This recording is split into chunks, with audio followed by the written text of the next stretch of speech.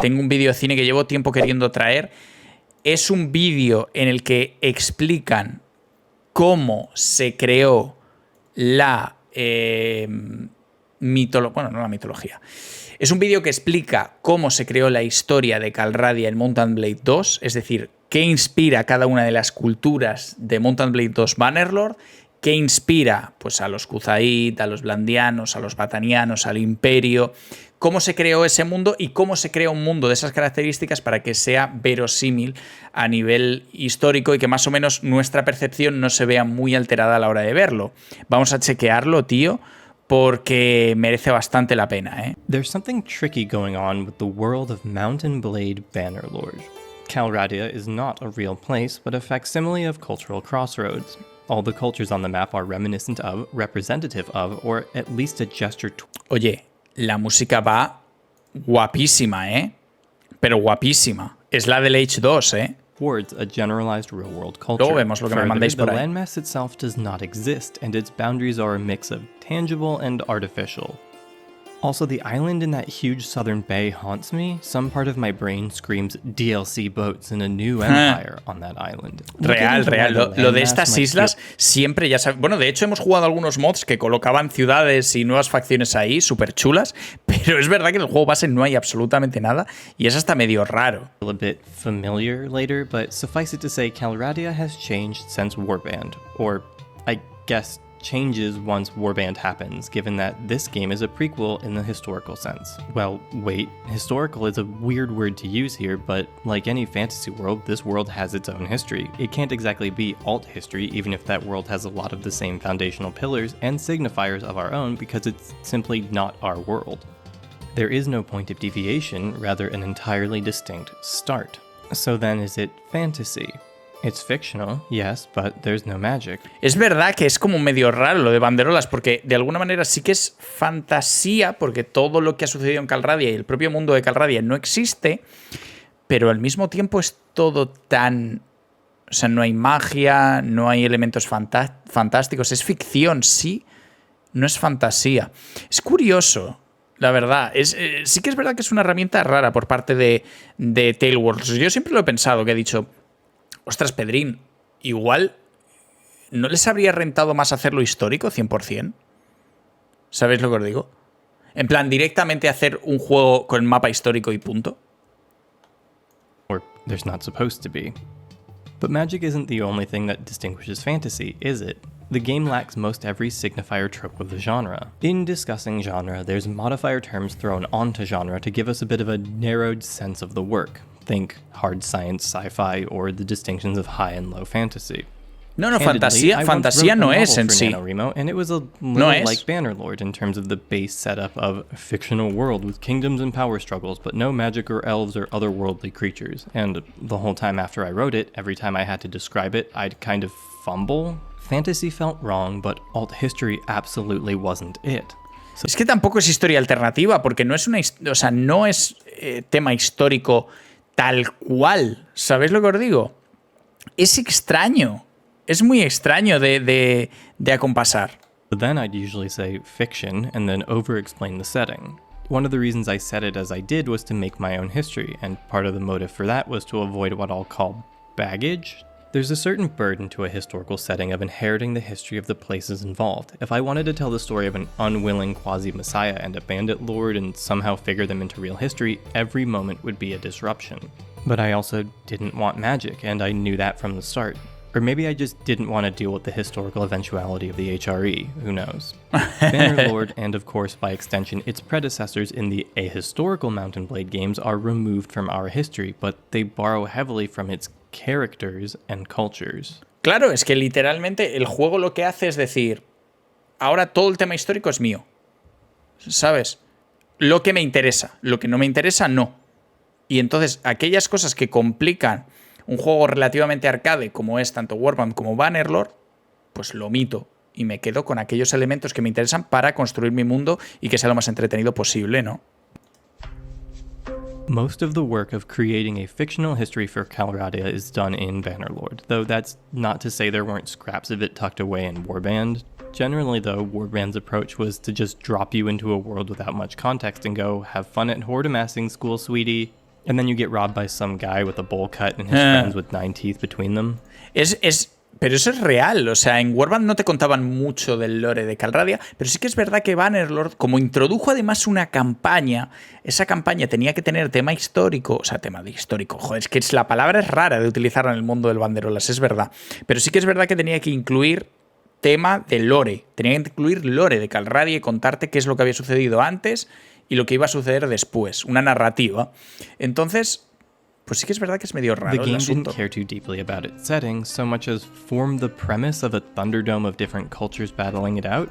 Maybe the genre is culture battle royale. Oh god, please don't let Bannerlord be part of the PUBG extended universe. Bannerlord has a different experience with an opening cutscene describing the different cultures and the legacy of a continent-spanning empire that has since waned and fractured. Here's the history as we know it, and even where it ends up, given Bannerlord is, as I said, a prequel.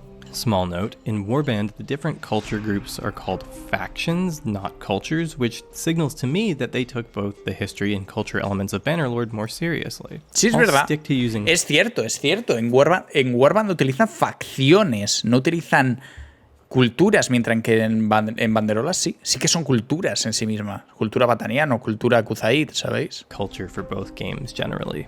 Okay, moving forward. Bannerlord's historical setting, as summed up in one dev diary and the opening cutscene, is that of a Rome-like empire sweeping the continent only to eventually wane and fragment over the course of the last century or so before the game starts. The start point of the game has the geographically appropriate factions surrounding an empire that is experiencing a three-way civil war following the death of the emperor, and the Battanians. The Battanians are also surrounded. Pero este es el lore que conocemos, ¿no? Y por supuesto Batania, que es una pobre pringada en todo este tema. We're going to work backwards here and start from Warband's framework. Reason being that Warband is the canon trajectory history. The world must end up like it is in Warband. Claro. Barring some geography concerns, 210 years later and we have Mountain Blade Warband. Some things have happened in that time between. Now, the temptation might be to try and map the cultures/factions onto each other one-to-one, and that's a sensible desire, but it doesn't quite work out. Here's the events that create or define the factions of Warband. Eventually, the Valandians fracture and become the Swadians and Rhodoks. Think of them like... Sí, Swadia y Rhodoks, sí es verdad que son las dos facciones que salen de lo que se supone que es Vlandia. Los Rhodoks están muy influenciados por los batanianos, ¿no? Potato Europe and Tomato Europe, respectively. Or something. It's not super clear what the split is, or rather the depth just isn't there in Warband. The Nords come back for round 2, and instead of making a Kievan Rus again, they just stay Nordy and beat up their culturally diverged kin. And the Sturgians Pero ahora van a meter a los nórdicos, let go of their more Varangian adventurer elements and lose land to the Kergits. The Battanians kinda evaporate during all this. It's suggested that they're hardly held together as is, and they eventually dissolve into outlaw groups. Given how put upon they are as the target of like 3 wars at a time, all the time, with no wall to put their back against, I almost want to argue Es que Batania es un puzzle, tío. Was kind of built into gameplay, so to speak. Sí, pero yo siempre he pensado que como que Batania deja tema cultural en tema Rhodoks, ¿no? Sí que deja como las gotitas de lo que es Batania, lo dejan en el tema de los Rhodoks. Me da esa sensación a mí. Esta es la historia, yo diría que de banderolas a Warband, lo que está más hilado es lo de los Kuzaid. Porque la facción que van a ser luego los esteparios en Warband son los Kergitas, ¿vale? Que es uno de los clanes que forman parte del Kanato Kuzaid en Bannerlord. Things happen, and eventually there must have been a contraction of the whole Khuzait Khanate that pushed them back east into the Great Steppe. The Kergit in particular are then pushed back west by a great horde. Oye, no hemos dicho nada, pero los escudos de el Warband, porque todo esto son ilustraciones del arte de Warband, es una locura, ¿eh? Son tremendas las ilustraciones, no me digan que no, son preciosas, tío. El arte de Warband en ese sentido es una locura, ¿eh? Qué bien lo trabajaban. Y bastante desgaste, ¿no? Con las de banderolas. O sea, quiero decir, son muy minimalistas, pero tronco, es que mirad esto. Their own Khanate with map presence. Se ven de locos, tío, son preciosas. Similarly, the Asurai give way to the Saranids, who are founded by one of the clans within the Asurai, Banu Saran. Sí. Think of it like how our real-world Arab empires are defined dynastically, like the Umayyads. On some level, the world of Bannerlord is, thus, constrained by making the historical conditions amenable to transition, of being something that could plausibly become Warband's map. Well, aside from the issue of the physical world. Let's talk about that. It's time to talk about Kelradia as a physical space. Physical space is ironically one of those things I see neglected in world building a fair bit. Natural geographic boundaries give way to invisible barriers, or, in my opinion, often the worst option, are given some passing recognition on the map that, when translated to the 3D space, looks impossible and awful, as is the case Los límites de los mapas en cualquier juego, ¿no? Sí. Oblivion. Honestly, I'd be more content with a turn back now message and an invisible wall than I would with still having that wall, but also providing sheer cliff rivers. Kelradia has a fair amount of empty space in the map edge areas. Es que siempre os lo he dicho, es que lo de Kelradia, lo del mapa del Bannerlord es que es de locos. Menos mal que ahora sale Warsales al final de este mes y vamos a tener pues un espacio más ocupado que va a ser el norte, ¿vale? El norte, toda esta zona se va a ir ocupando y estas islitas también, ¿vale? Aquí, aquí y aquí, ¿vale? Todo esto va a estar ocupado por los nórdicos como nueva facción, pero es que fijaos, todas estas islas, toda esta zona de aquí, que es donde el Banner Kings nos ubicaba a los Darshi, estas islas del medio que siempre hemos pensado que deberían aparecer o facciones imperiales o en algunos modos yo he visto colocar aquí repúblicas un poco al estilo de Génova y Venecia, ¿no? Yo creo que es que son cosas, tío, que le faltan, que es evidente que le faltan. Para dentro de 5 años ocupan las 2 islas. Ah, claro. As well as non-traversable seas. These provide our boundaries. It semi-does that thing a lot of fantasy settings do where there's a portioned range of biomes on the map. That said, it doesn't just throw in a jungle for the sake of ticking all the boxes. The real-world place it's loosely based on, Europe, the Mideast, and North Africa, from the tundra to desert, also doesn't have jungle, so there's that. Much of the map is temperate and experiences some measure of seasons, or really just notably winter. The games take place centuries apart, but generally we might expect some consistency in the physical setting, right? Let's pop over to one corner of the map that matches up well and see what we can do. Es que eso también es cierto. El mapa de Warband es una fracción, ¿no? Del de Banderolas. Es como el pico de lo que es Vlandia y demás. Provend, Jacula, Oxhall, and Charis are pretty decent anchor points, and the coast is even similar. Varsheg is another one with a clear comparison. Mostly, these give us an anchor for the post-Vlandian cultures of the Swadians and Rhodoks. Beyond that, things get weird. Charis is the only speculated anchor point for the comparative position of the Sarranids to the Asurai, and again, the maps don't exactly map on perfect. There's a lot of stretching or extruding, and of course the map is big. Es que yo no creo que tuvieran tanto en la cabeza todo este lore y que todo esto cuadrara a la hora de conjurar el juego, ¿eh? Yo creo que tiraron para adelante a hacer mapa y que fuera todo lo más grande posible en comparación a Warband y para adelante. Bigger in ways that don't just zoom out further, but kind Me of da esa sensación, ¿verdad? ¿No? reposition Estáis conmigo, ¿no? Granted, none of these are explicitly stated to be the place, so much Después de Warband no se sabía si harían otro, eso también es names cierto. are similar enough to feel more than referential. Pero digo al hacer Sargo and banderolas. Sargoth feel like a super easy name comparison to make, right? Well, the thing is, that would require transplanting the entire city to a different location to give it to the Nords. But, you know, maybe they raided it so many times they took every brick and rebuilt it elsewhere, and it's like a Ship of Theseus thing. In fact, I now fully believe this. That's canon for me. I'm glad they gave the Bannerlord world, the Banner world, more shape and put in more effort, especially with how battle scenes El Banner match World. topography in identifiable ways. Though I guess in Warband they did that too, given that grassy field was 70% of the map. Overall, the retcons are not a detriment to gameplay, and the map is good on its own. El universo while also expandido being de bigger Bannerlord. and less of a giant open plain. Generally, the effort shows. The map itself comes from somewhere. I mean, it's made up, but making up maps is hard work as much as you might think it's just tracing a coffee stain or something.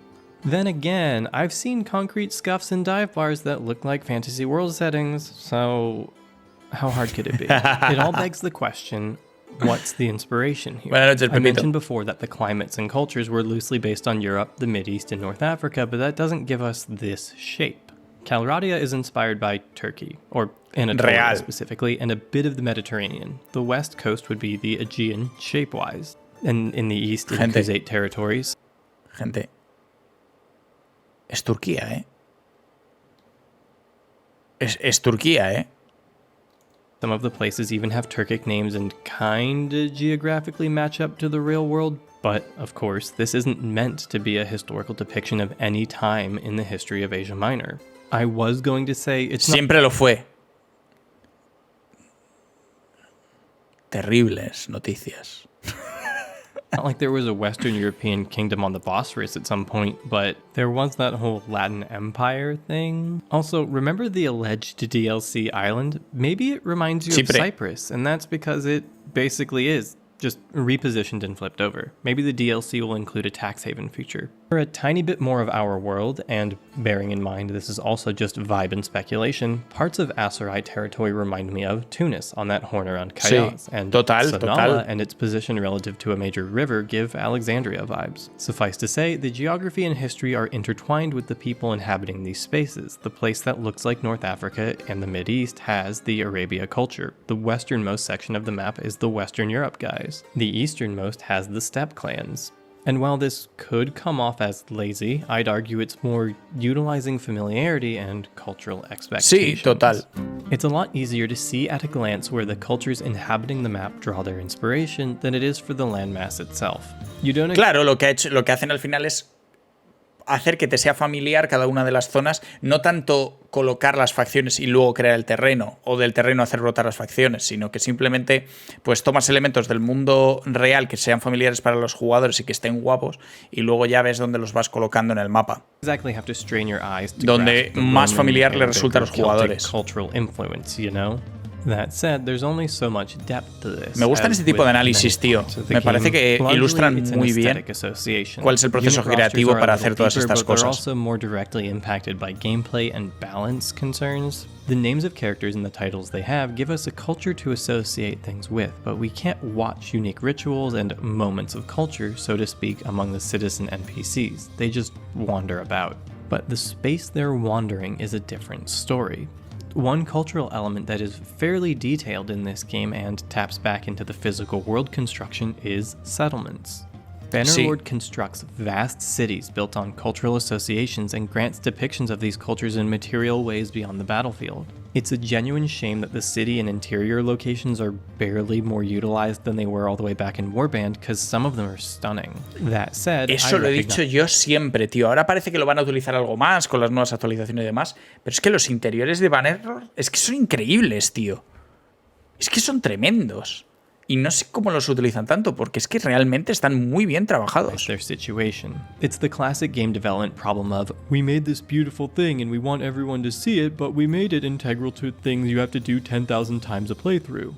Having a button that skips wandering the settlement makes a lot of sense, and the option is still there to go see it. Some games don't do this, and you end up with unskippable 15-second crafting animations that only looked cool the first 3 times or until you realized the skip button was grayed out forever. Either way, I do wish the cities were a space with more reason to walk them, but that might require more depth. El diseñador de interiores es el tipo que más voluntad le pone a todo el estudio. And force themselves to have a Skyrim-level social granularity. We don't need every NPC to be named and static in a game like this, especially when there are 6 cultures to represent across over 100 settlements. It's not all quantity over quality, though. Bannerlord manages to realize some cultures we don't often see in games at all.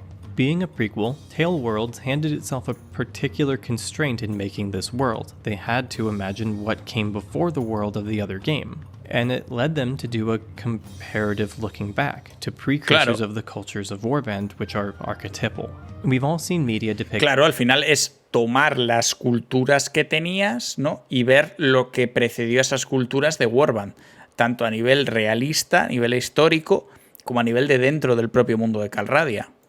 Feudal knights and Vikings and warrior sultanates. The medieval impact on the genre is hard to Ha puesto Aladdin. Puso Aladdin, How often tronco. is it that you see Celtic cultures explored in ways that aren't just magical druids who talk to animals, or the Kievan Rus, like, literally at all? And somehow, remarkably, it's hard to think of non-strictly historical settings that use a Roman aesthetic. Tyranny comes close, but it's more Iron Age Greek inspired than Roman, even accounting for the Greco-Roman Byzantine broader inspiration of the Calradian Empire. It's still a bit hard. One example that comes to mind really doesn't commit to the bit, but we'll save that for another day. Oh, and I guess there's the other one I don't like talking about. Bannerlord has a refreshing cultural roster in a genre that's generally stagnant. Eso es verdad. Eso es cierto, ¿eh? Eso es cierto. Poner, por ejemplo, a Batania y poner a Sturgia son dos facciones bastante diferentes para lo que podrían haber puesto en el juego, ¿eh? Eso es cierto, ¿eh?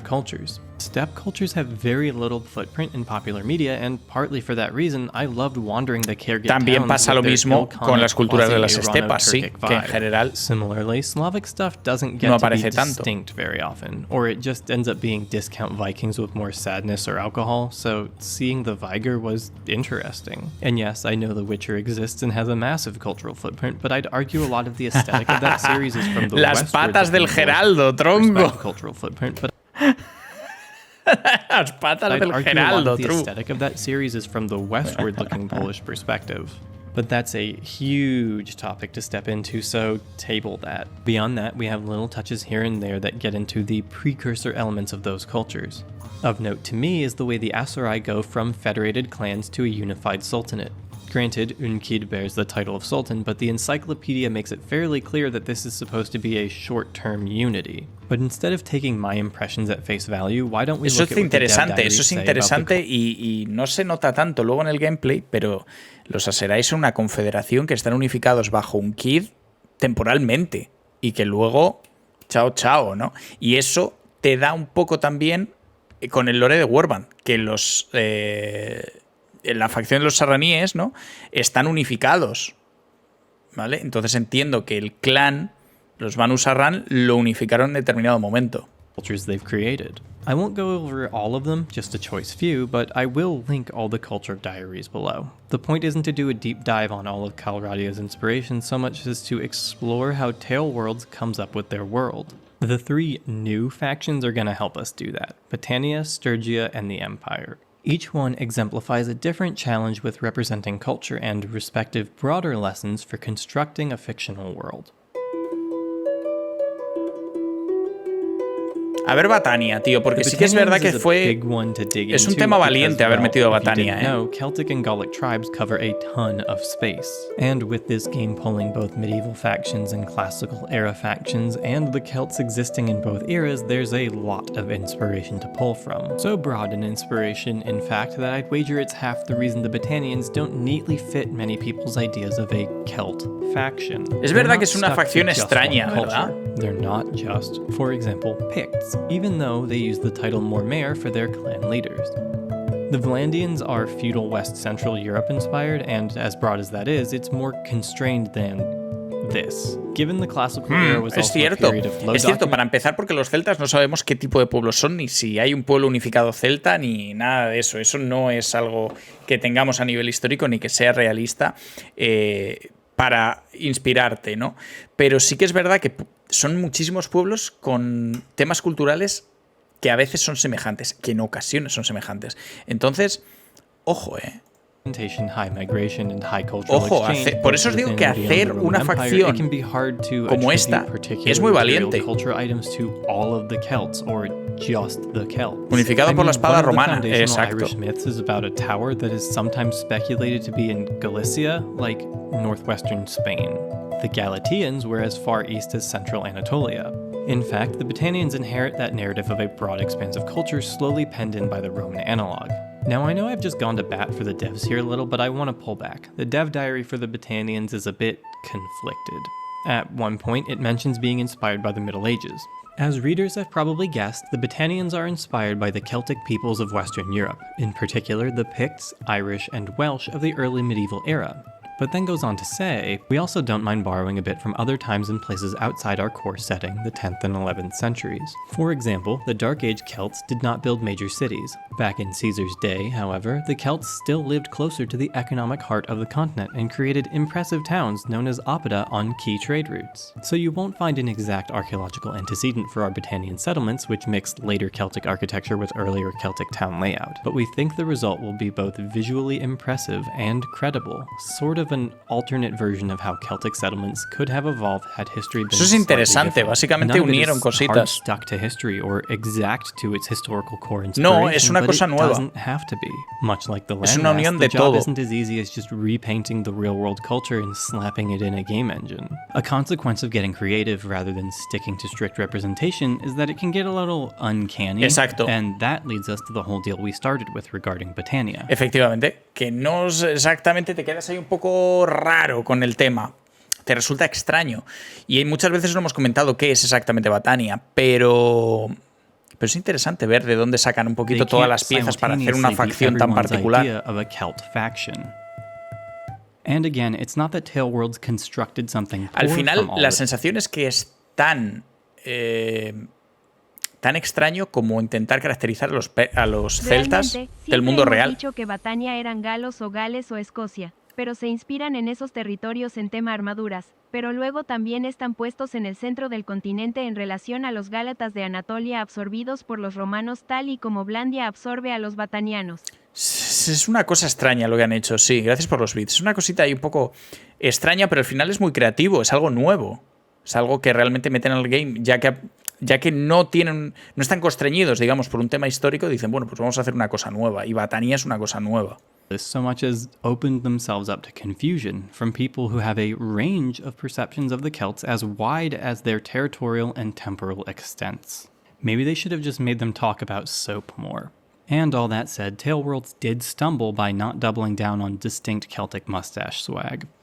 Sturgia fascinates me because it seems to mess with people's heads a lot. I've seen many Es que es posts particular, calling them Sturgia. badass Vikings or Russians, etc. Occasionally, the confusion is from new players who didn't play Warband, and sure, but sometimes it's people who were coming from Warband, but that could earnestly confuse it more.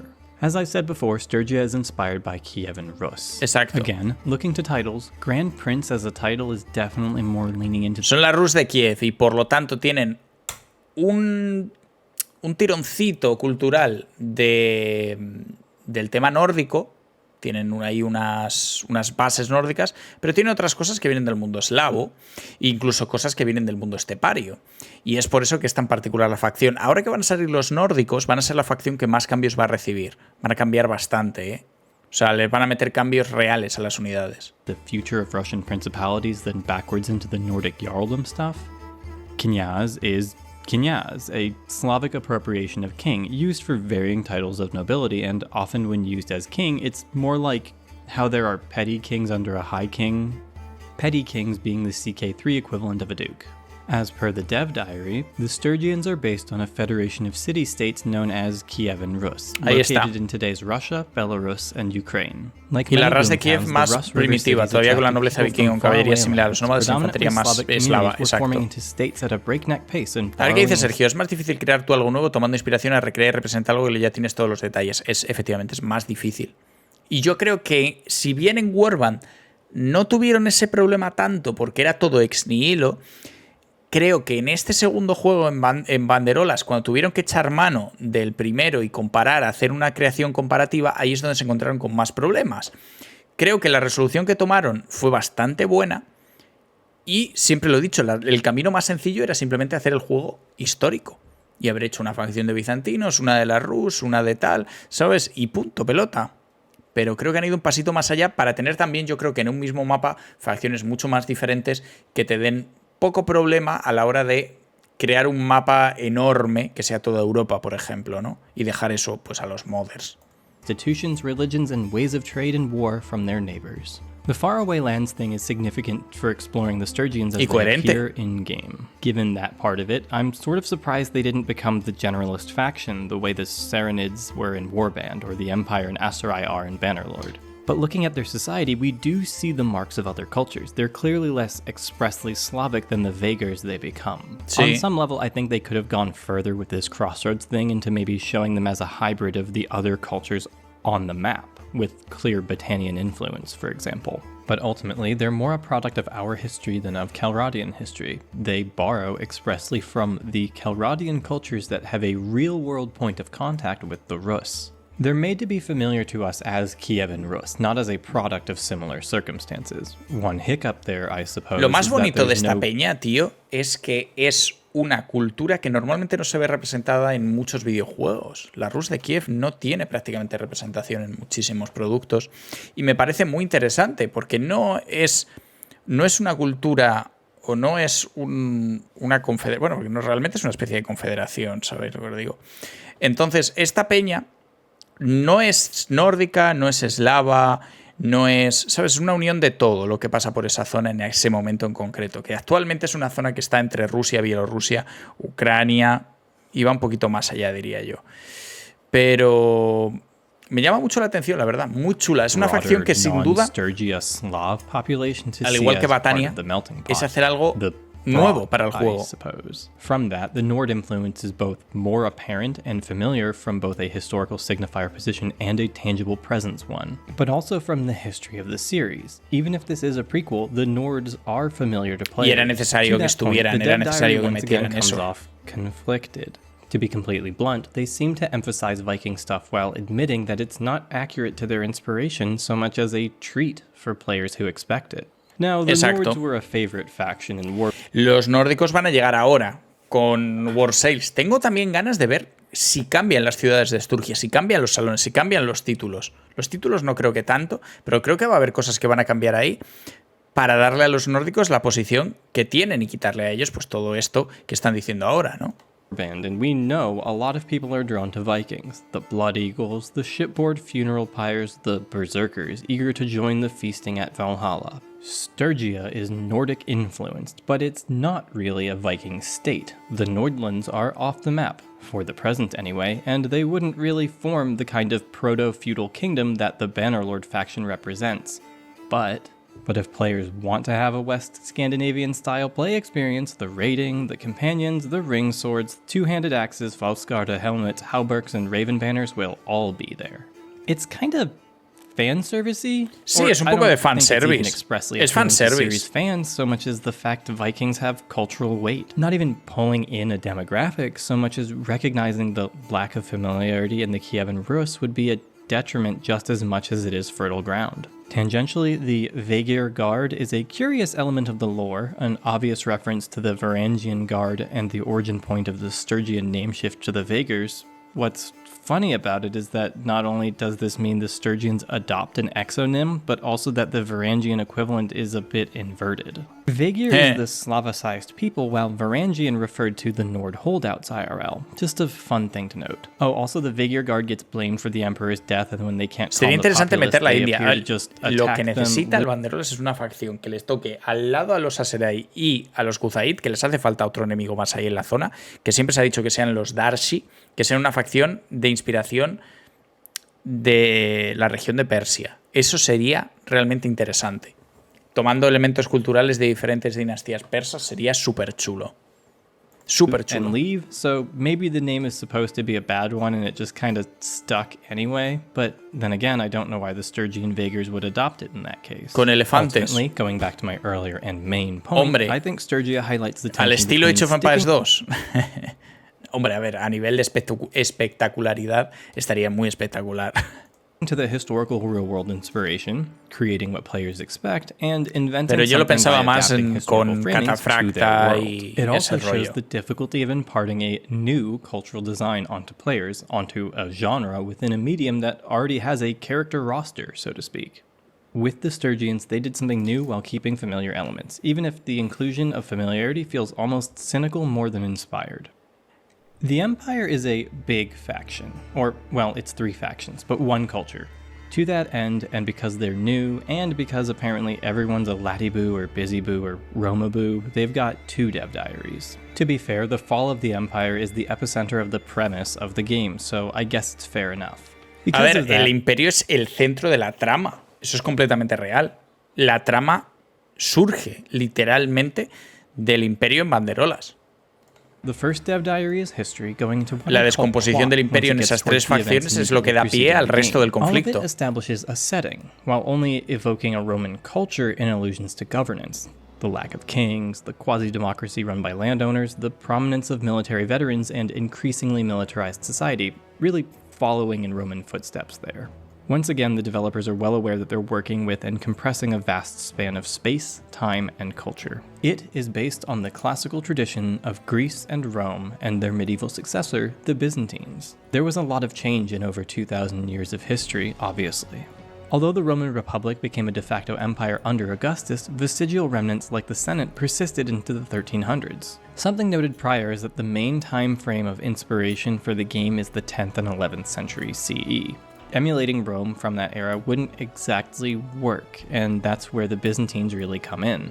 Although, in a world without language, it's unclear to me that we would delineate the Byzantines as distinct from the Roman Empire, so that's contentious already. No, pero está. Yo creo que si hubiera metido a romanos habría sido rarísimo. No, hombre, no.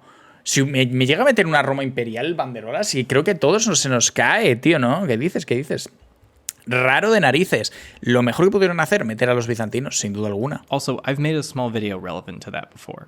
Even more than the other factions, the Empire is an approximation across a lot of time and space. The presence of cataphracts is very medieval and Byzantine, of course, but alongside them is a unit called a legionary, something very classical era. I'm sure some people who played the game looked at the Legion and said, hey, why aren't they wearing the right armor? And that's a fair question. Why aren't they wearing the Lorica segmentata? Why don't they look like the archetypal Legion? There's a conscious aesthetic core porque to está the basado en Empire otra of época Calradia. completamente The diferente. armors of the military are cohesive, even if they don't look like they were lifted from Total War.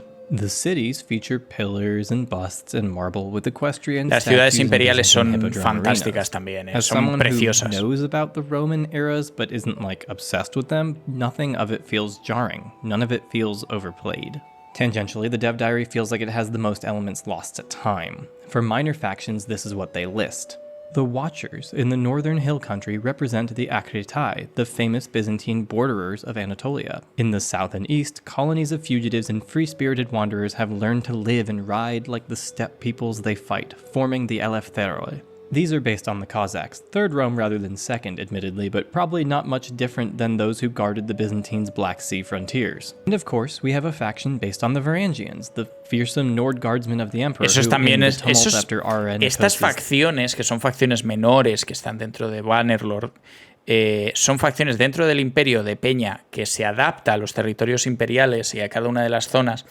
Tienen poco protagonismo, se les da poca coba dentro del Banderolas, pero son súper interesantes. Death have formed a mercenary outfit. Bannerlord is nothing if not a game that wears its incomplete nature on its sleeve, but that's a big tangent. But hey, the Eleftheroi made it in, and they're pretty interesting, although kind of a waste to hire in my opinion. The key thing to recognize from the Empire is that they didn't go for an archetypal Rome, nor did they go exclusively Byzantine, but it also doesn't feel expressly ungrounded or weak in flavor. The aforementioned allusions to Roman governance not only set up the premise of the Calradian Civil War, but they evocatively capture Roman power struggles that span the 2,000 years from... Pero es que los problemas del imperio, o sea, las guerras civiles imperiales, no están solo en el periodo imperial de Roma, ¿sabes lo que os digo? De la antigua Roma, no, es que el imperio romano de Oriente tiene muchísimos problemas a lo largo de toda su existencia. 450 BCE to 1450 CE. It's all very on brand for a facsimile of Rome. Despite that, there's a cohesion of aesthetic that doesn't over-rely on and in fact refuses to play into archetype or expectations when it comes to the unit roster. It's almost something of their own creation using familiar pieces, though I will grant many pieces still rely on popular perception like unpainted marbles.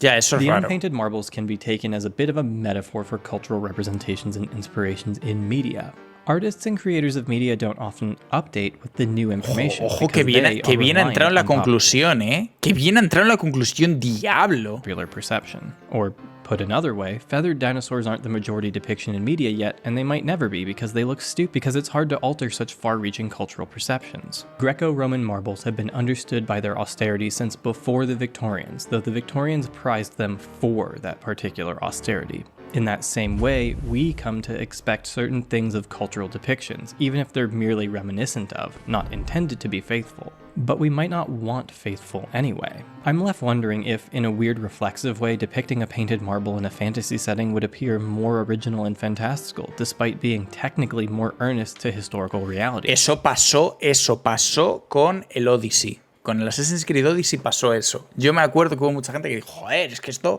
es o sea, parece muy fantástico, todo es como muy colorido en Grecia y no sé qué, y las estatuas con los labios pintados y no sé qué y tal. Y es como, para una vez que Ubisoft dedicó un esfuerzo a ser relativamente verídico en según qué cosas a nivel histórico, ¿sabéis? Fiel a la realidad histórica, le dieron caña también por eso.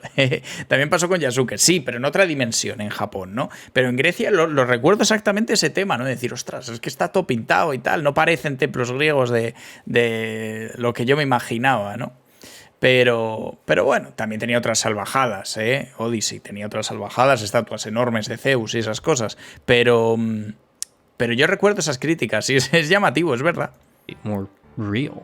The Kievan Rus doesn't have a strong cultural footprint, so the heavy-handedness with the Nord/Norse influence is a bit of an unpainted marble. Ubi se lleva caña solo por ser Ubi, eso es verdad. We need Blood Eagles or insert demographic won't buy our game kind of way, but it does look like there's a certain awareness that players want Norse stuff. None of the cultures represented are blank slate, but they have varying degrees of baggage or cultural expectation. Sturgia is on the lower end, provided it's clear to the audience that no, these are neither Norse nor Russian. I mean, there's not exactly an oppressively large and corroborated cultural template for depicting Dire the Strange. This is as restrictive as it is freeing. Similarly, the Empire is informed by but also has to exist within the framework of Rome. On the other side of things, the Celts didn't have cities as we tend to understand them, meaning both as we understand cities to be and as we tend to understand who the Celts are. Hardcore sticking to the idealized popular perception and historical reality of the game's core inspiration period at the 10th century would functionally get in the way of gameplay. This isn't a deeply asymmetrical game that can allow for an anti-towns faction. In the past, I've made note of how games could do better to utilize elements of human history as new forms of gameplay, similar to how Crusader Kings 2 does, for example, Horse Lord gameplay. Celts would need something similar if they were trying to stay true to historical and claro, pero es que popular Crusader Kings tiene muchísimas más facilidades para hacer eso a nivel histórico. Pero es que Banderolas es un juego al final de combate directo, de escenas directas para el jugador, RPG en el que manejas a tu personaje. Entonces no te puedes permitir incluir mecánicas tan increíblemente fieles a la historia todo el tiempo. En ese sentido, Crusader Kings 3 y en general Paradox con los juegos de alta estrategia tiene muchísimas más facilidades. Rather than uniformalizing them into a game's general and universal structure. But societal structuring is not what makes factions distinct in Bannerlord. This isn't some call that they should rework the Battanians to be anti-city or the Khuzait to be nomadic or whatever, just a comparative thought on the function versus gameplay. El juego se hizo para que sea modeable, sí, y aparte para que sea modeable, para que sea fácil de jugar. Entonces, todas las facciones se juegan de la misma manera en Bannerlord, aún con los cambios a nivel de, pues, un par de perks y todo el tema de las tropas, que es diferente, y las estrategias que tienes que utilizar. Pero más allá de eso, tú vas a las ciudades a lo mismo, los campamentos de bandidos funcionan igual, las aldeas funcionan igual, tienen las mismas políticas que puedes utilizar en una o en otra facción, en ese sentido es igual. In the end, we're left with a lot of things that could be discussed further, a lot of branching conversations about how they've made their world, from land to culture to history, and the ups and downs of real-world inspiration. In the end, we're given great examples of how one might use real-world history and culture in a fictional setting, even if I still can't think of an apt genre name. Ya, la verdad que sí, la verdad que sí. Hi. This one was actually kind of quick to make. Oye, muy chulo este vídeo, tío. Este canal os lo recomiendo, ¿vale? Se llama Rosencreutz y hace vídeos de este tipo así narrativos, explicando un poquito cómo funcionan según qué cosas. Por ejemplo, le hace un vídeo a la Benar, si lo habéis jugado, ¿vale? Le hace vídeos también a, pues qué sé yo, al Cib, le hace vídeos a cosas muy diferentes. Por ejemplo, el tema del discurso de Kurt Cobain y de los diarios de Kurt Cobain. Tiene cosas muy interesantes, muy, muy interesantes. Habla un poco de todo, porque también, por ejemplo, mira, del KOTOR 2, ¿sabéis? Le hace un vídeo, un vídeo, tío, a los juegos de mesa del Banderolas, ¿sabes? O sea, es que hay cosas muy particulares, muy, muy particulares. Es un canal súper, súper raro, pero literalmente recomendable, ¿eh? Muy recomendable.